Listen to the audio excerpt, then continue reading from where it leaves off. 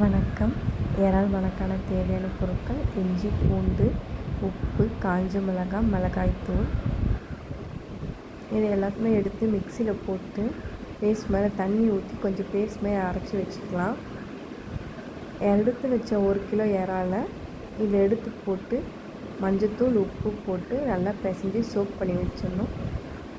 வெங்காயம் 4, தக்காளி 2, கொத்தமல்லி, புதினா, பச்சை மிளகாய், இஞ்சி பூண்டு பேஸ்ட்டு, வெங்காய பேஸ்ட்டு, லெமன்,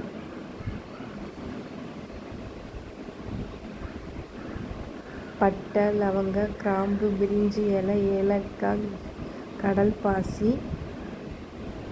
ஒரு கடாயில் சூடாயிட்டோடனே தேவையான அளவு எண்ணெய், நான் 150 ml எண்ணெய் ஊற்றிருக்கேன்.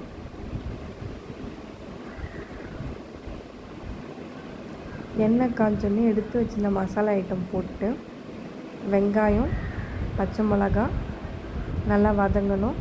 வெங்காய பேஸ்ட்டும் போட்டுடணும். நல்லா வதங்கி இந்த பதம் வந்தோடனே எண்ணெய் தனியாக பிரிஞ்சு வரணும்.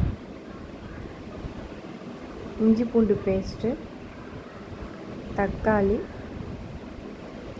நல்லா எண்ணெய் பிரிஞ்சு வந்தோடனே மிளகாத்தூள் 1/2 டீஸ்பூன், தனியாத்தூள்,